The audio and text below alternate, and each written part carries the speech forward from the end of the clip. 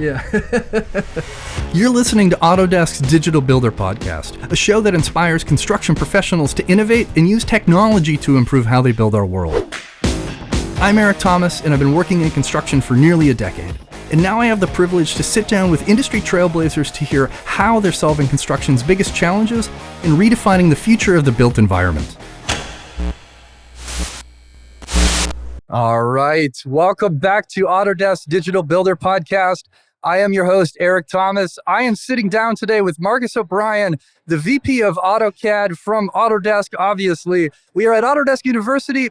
How are you feeling today? I'm feeling stoked. I'm delighted to be here. As you know, this has been a lifelong dream of mine to be on this podcast. So finally made it happen. Thank you. I hear that pretty often these days, but nobody usually says it on the show. So thank you for, building me up for the broader audience that we have today. But I am stoked to be here. It's great to be in person. And I think we're going to have a really great conversation about, CAD or computer-aided design and how that technology has really defined an era in the AEC space. But I think more importantly, the impact of that really continues on. And I'm excited to learn from you and hear a bit more of where that impact sits. But before we get too deep into, the nerdy details of CAD, I'd just love like a little elevator pitch about your background, because I think you've got an interesting and unique one that would be just engaging for our listeners today. Sure. So I'm Irish. I've been living here in the US for the last 8 years.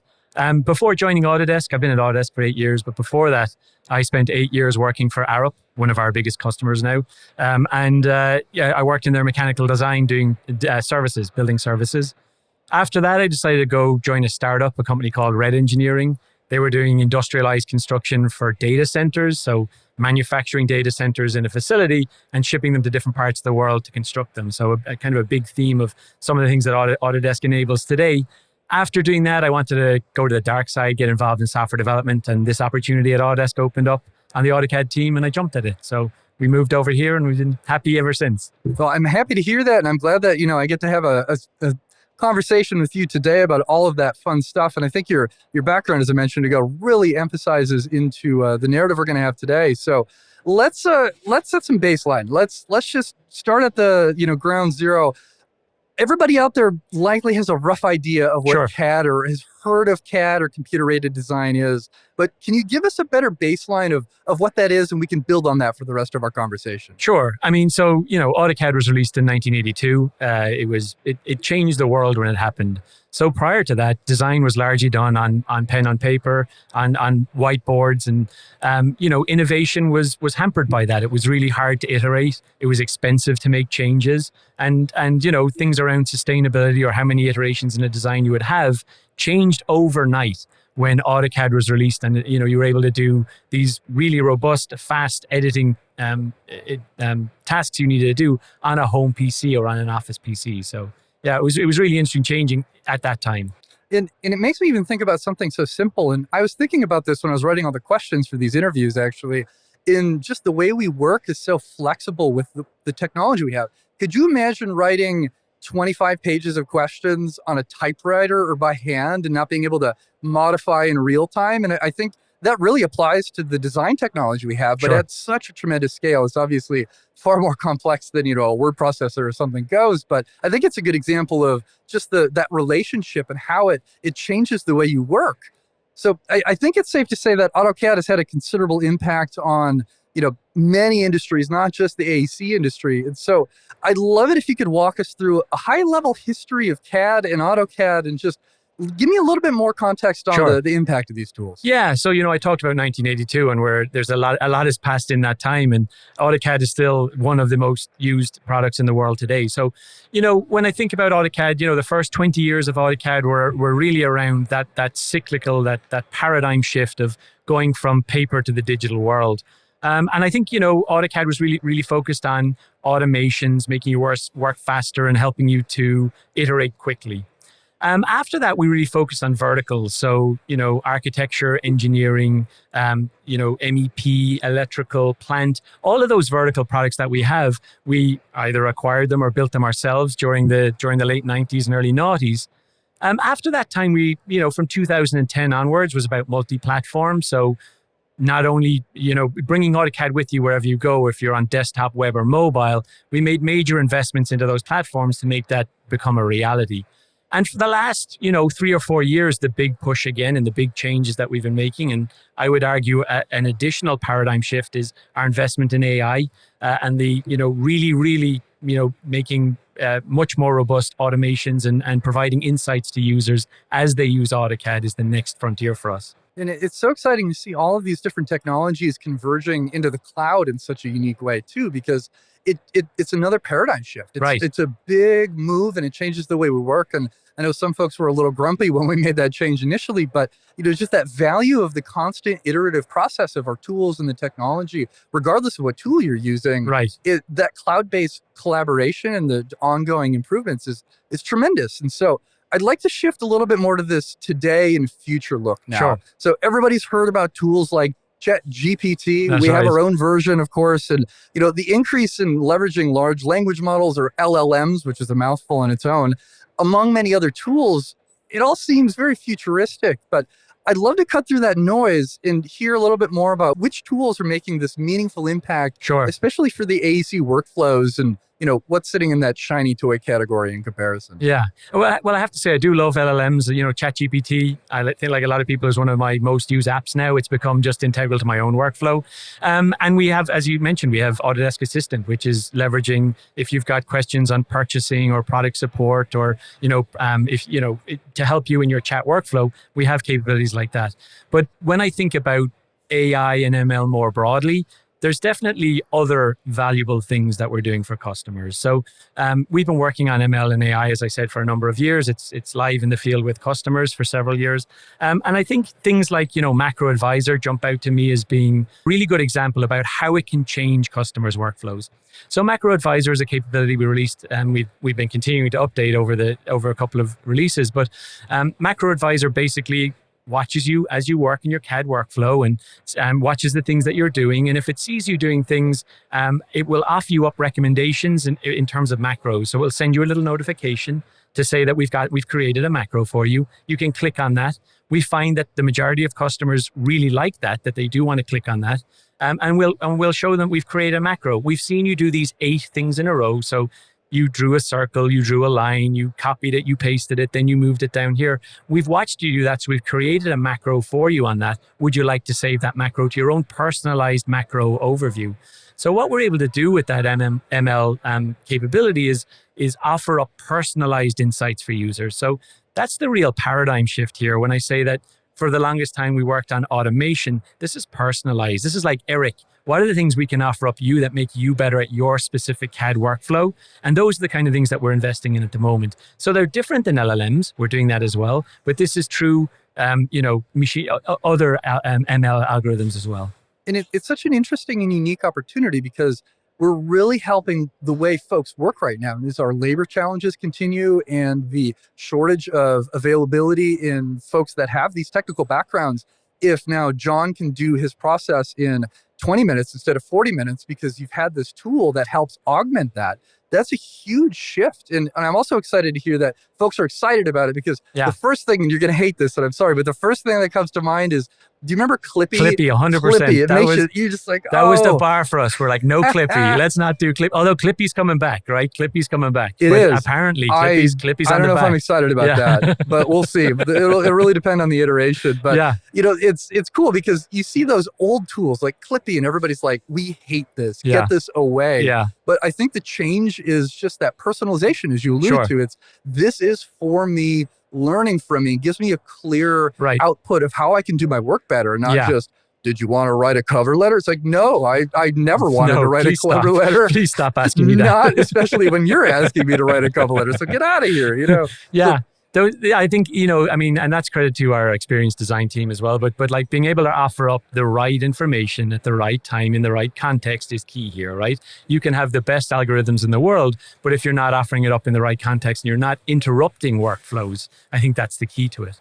And that's the big interruption. Like being interrupted, as I just did to you, sorry. No, it's good. Is tough because, we're in this weird state where we're working now, where we have Slack, we have all these tools, and there's this constant noise going on. Right. And to be able to have a tool that is maybe innovative in its thing, but not disruptive in your workflow, I think is also really important as well. Right. I've had to train myself to block off focus time in my day where I just go, Slack is turned off, these things are turned off so I can get my work done. Which, I'm sorry, we're deviating from our focus here too, but there's just so many ways that we can just really build on how we're getting work done. And so it just sounds like a really cool process. It's about building trust. Like, I think, you're talking about manually turning off and creating focus time for you. I think the ultimate goal here, though, with ML algorithms and AI is that it is a true partner that knows you well and knows that Eric is in productivity mode right now. And like the things, surfacing the right information to you at the right time. So, you trust it more over time that actually you don't even need to turn those things off because your AIs are taking care of you. Right? And there's such an education component to that too. So people don't feel freaked out about it. It's like,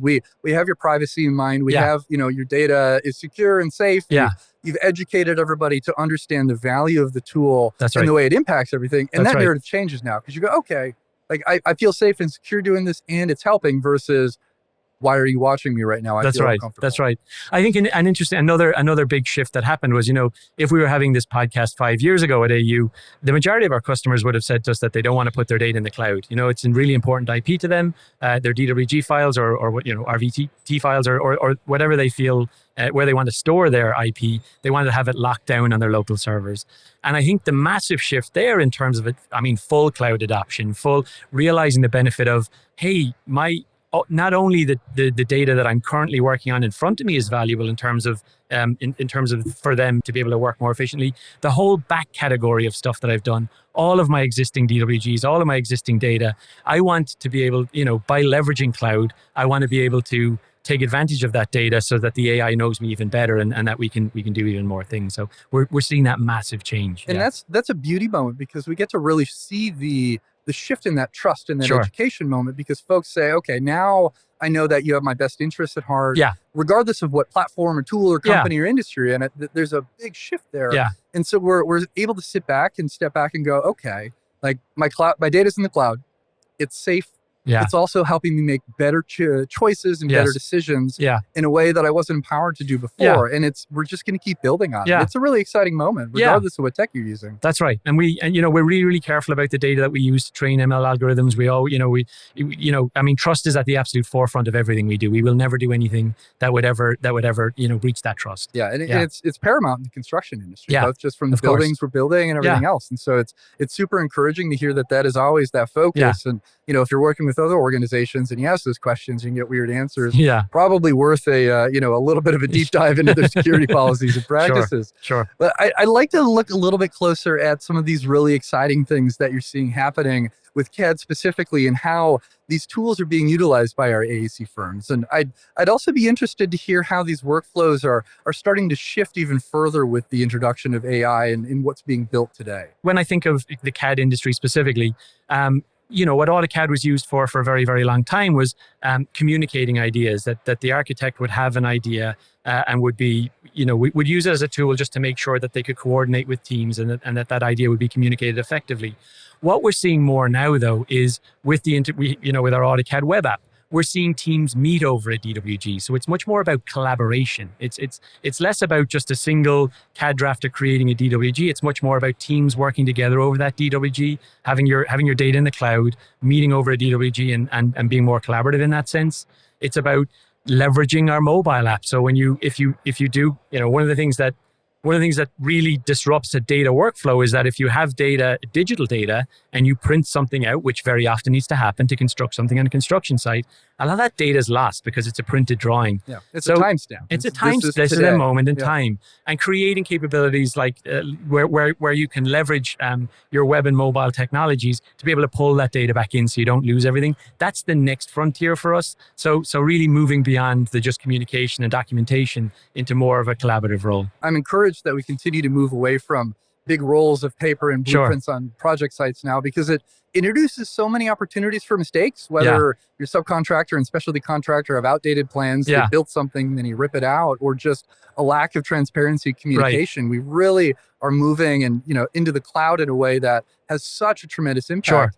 And the last few years have been challenging for many different reasons, but one of the silver linings, I think, is just that accelerated digital transformation Sure. and really emphasizing that that isn't a buzzword if an Right. organization is thinking about it in a meaningful way. That's right. Because now when everything's in the cloud, you're empowered to make so many better choices. That transparency is there, whether it's something tied to CAD or it's tied to a different workflow or a different construction tool. Right. Just being, centralized on a single platform, it's a huge shift. And Sure. I'm just encouraged by it, because the conversations I'm having with customers and non-customers alike is a very different one than Yeah. I was having before 2020, for Sure. example. Yeah. There's a huge shift. I actually have a funny story to tell you. Just I was at we had an offsite internally 7 or 8 years ago, and we were at that. I was standing up in front of a room of people, and I was standing in front of a window, and the hotel we were at was under construction, and I was standing there, and I had my slides up, and I was talking about the increasing importance of web and mobile in future, and how we were going to how everything was going to change in construction. And in the background, one of the foremen walked past, and he must have had a roll of 200 drawings in his arm. It was almost like I had planted him to be like the walk by now, complete counter argument of what I'd said. Yeah, I was saying this is the future, and he kind of stopped there for a while. Everyone was laughing. I didn't know what people were laughing, but yeah, but that shift is, that's not that long ago, but that shift has happened, and yeah. We're at a good moment right now. That's right. It feels good because for so long, everybody was using non-purpose built tools. Right. It was like, we're in Excel, we're in Word, we're in all these different things. And cobbling it together themselves. And Everyone they had have a their bespoke solution. Yeah, and it's brutal. I mean, I was Yeah. coming from doing proposals and everything. Sure. And just writing a 200-page proposal in Microsoft Word hurts me deeply inside. Like, it just hurts. Yeah. I probably talk about it too much here, but the PTSD is real. Clippy could have asked you that. Yeah, do you want to write a 200-page proposal? Yeah, do you want to do this? I'm like, no, I don't. Also, it's due in 10 minutes. Leave me alone. So that shift is good. And Clippy, we'll see if I like it when it comes back. I'm not sure. Yeah. But let's pivot back to our, technology providers that aren't Clippy. And I'd be interested to hear how, these different organizations, like Autodesk, are ensuring that development and deployment of the tech is done responsibly and securely, as we were alluding to a little bit earlier. Like, what are some of those steps that, we're taking or other organizations should do to just continue to cement that trust? Because as you mentioned before, I think that's the cornerstone. Yeah. No, so I mean, there's several things there. There's trust in terms of data, making sure that we have incredibly robust, rigid rules about how we use data, when we use data, and that we're clear on how we use that data for you. And that data is abstracted, and that your IP stays with you always. I think that's key in terms of trust. But trust in terms of security as well. I mean, some of the things we spend an incredible amount of time, and I speak for all of Autodesk, but in AutoCAD specifically, on security. And I mean, in the digital world, and cyber attacks and all of those things are very real for anyone who develops software today, not just in the AEC industry. And making sure that you have a robust product, that you're on top of all your security is absolutely paramount. So we've got entire dedicated teams who just focus on that. So I think there's a couple of different aspects to trust there. And it's a narrative that I want to start having more often on Digital Builder, because the security conversation is so multi-layered, both just in individual security and how you manage your passwords and phishing attempts, all the way down to where you're putting your data and managing it. Yeah. And I think some folks don't realize, like ChatGPT, anything you put into it is in it. Yeah, like, it's not yours anymore. It's learning from it. And there are many layers that I think folks are still trying to unpack as far as the implications of that. I have a conversation with May Winfield later on this week about that very topic. And I'm really excited about it, but that's beyond the scope of, I think, where we're at today. But I'd love to come back to just some general industry trends and thinking about the AEC industry. So what is happening right now that you're really excited about, or what your favorite is? And, what do you predict is coming in the next few years? I'd be interested to hear. I'm really excited about Forma. I'm really excited about, our common data environment and putting our digital data at the center of everything that we do. You heard today on main stage, Andrew and Amy talking about Autodesk AI. That's something that we've been working on for a long time. And for that to be at the forefront of what we're talking about now is super exciting. We spent a couple of years developing these capabilities, and be able to talk about that on main stage, is really, really good. Cloud-based data, where the difficulty of, you have to decide which tool you're going to use for each project, or that loss of data as you when you go from planning to design to construct or operate, all the data losses that happened, like when we talked about going from a DWG to a printed file. Like that's very, very disruptive to the industry. And I think there's a massive opportunity here to bring that all together and remove the difficulty of interoperability between tools, et cetera. So super excited about what we're doing right now. Yeah. We're at an inflection point that I'm just a nerd, so I can't help it. Like everybody talks about it, so I'm like, yes, tell me more. Let's do it. Maybe not everybody's as excited about it as I am, but I think it's going to have real impacts, and not just for some of the businesses that we're talking about, although I think, accelerating our digital transformation has impacts on revenue and retention and all these other things. But like the AEC industry, we're building the world. Yeah. And I think it's easy to step back from that thought sometimes and lose sight of it. But every single person in the world touches the construction industry, whether they think about it regularly or not. So it's just such a great opportunity as we start building this, and we can be more sustainable and, and the things that our customers do are absolutely incredible, right? I think this is one of those really rewarding jobs that we get to work on. We're serving really, really great customers who do incredible things with the technology we use. So, we're enablers for some really phenomenal things, which you saw on main stage today. Yeah, it really locks in that design and make narrative that we're having right now. We touch all these industries and they're all related. Yeah. And that's why I love Autodesk University so much, because where else can you go? And you can go and check out stuff about media and entertainment, manufacturing, and then pop over to a construction booth. That's right. And it all makes sense. It all connects in a way that's really fun. And a lot of customers use all three of those. Yeah. They go from one to the other, for sure. All right. Well, I got one more question for you. And it's, what is one tool that you will bring to any project, no matter what project you're working on? Honestly, I was thinking about this. Maybe it's a bit of a Luddite answer, but it's probably just a red pen, because it's non-digital. But I'm a big fan of just taking a red line to everything, and I mean that in that could be a digital asset. It could be the nasty red line too. You got to qualify that. Yeah, no, but it really helps me clear my thoughts when I take something out, when I mark it up. If I need to sketch something by hand first, even though the incredible digital assets, I really do enjoy just having something tactile in my hand. There's great ways you can do it in the digital world also, but I'm always with a red pen. Yeah. I still lean on pen and paper when it makes sense. Yeah. And like for me, to-do lists. Sure. It's just, I can check off things on a list on my computer, and it's just not quite so satisfying. That's right. There's something cathartic about it, and right? if it's a task that I didn't want to do, Sharpie. You really go in there. You go, all right, that's done now. I think it goes back to those 8 years in the construction industry I had, or 12 years in construction, where red lines meant something. We had in proposal land, we had the red team and the pink team. Yeah. And again, I'm going to stop now, or I'm just going to get all flustered and upset. Yeah. But it's great where we're at. And Marcus, thank you so much for joining me today. It's been a real pleasure catching up with you. And everybody out there listening today, of course, I'm Eric Thomas, the host of Digital Builder Podcast. You can find us on Spotify, Apple Podcasts, and of course, we are video first these days. So make sure you head over to our YouTube channel and check out a bunch of great content there. There's, I think, nearly 90 episodes at this point. So there's a lot of backlog if you're not familiar with the show. And without further ado, goodbye.